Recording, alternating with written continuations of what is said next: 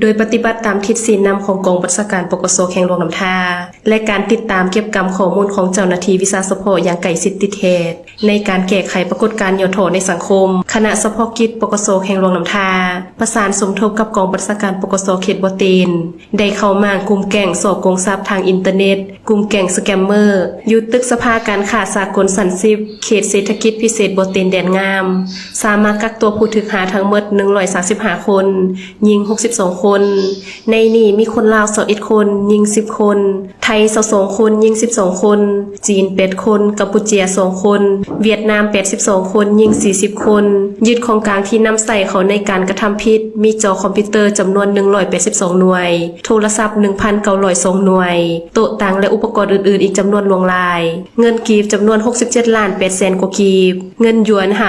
55,047 หยวนเงินบาทจำนวน 1,140 บาทเงินดอลลาร์จำนวน707ดอลลาร์เงินดง1,964,064ดงตู้เซฟจำนวน8หน่วยและได้นำมาทับมางอยู่กองบัญชาการปกสแขวงโดย2หน้าเจ้าหน้าที่อัยการศาลและเจ้าหน้าที่ที่เกี่ยวข้องพบเห็นเงินกีบจำนวน416ล้าน3แสนกว่ากีบเงินบาท 27,610 บาทเงินหยวน 135,181 หยวนเงินดอลลาร์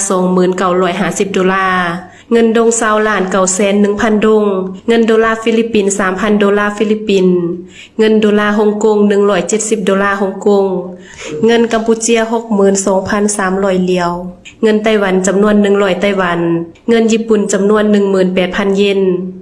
ผ่านการสอบสวนเบื้องต้นกลุ่มแก๊งดังกล่าวได้มีการจัดตั้งกันเป็นระบบแบ่งหน้าที่การเฮ็ดเวียกงานอย่างคักแน่เป็นต้นแม่นการสร้างโปรไฟล์ปลอมในสื่อสังคมออนไลน์การซักชวนลงทุนที่มีผลตอบแทนสูงหลอกลวงเว็บแชร์ลูกโซ่การตัวว่าส่งเครื่องมีค่าแล้วให้โอนเงินค่าภาษีและการนำใส่เว็บไซต์การพนันหรือแอปพลิเคชันปลอมเพื่อดึงดูดเอาเงินจากผู้ลงเสือภายในและต่างประเทศปัจจุบันทางกองบัญชาการปกสแข่งหลวงน้ำทาได้มอบหมายให้แผนกวิชาเฉพาะสืบต่อขยายผลคัดแยกประเภทผู้ถูกหาเพื่อดำเนินคดีตามระเบียบกฎหมายอย่างเข้มงวดส่วนผู้ถูกหาที่เป็นคนต่างประเทศแม้นได้ดำเนินการประสานงานกับประเทศเกี่ยวข้องไปดำเนินคดีตามขั้นตอนของกฎหมายประเทศตนเองเจ้าหน้าที่ยังได้เรียกร้องให้พ่อแม่ประชาชนและสังคมจงมีสติระวังตัวสูงในการนำใส่สื่อสังคมออนไลน์บ่ควรลงเสือการซักชวนลงทุนที่บ่มีแหล่งที่มาจะแจ้งและหากพบเห็นเบาะแสที่มีความเสี่ยงเป็นกลุ่มแก๊งตุ่มตุน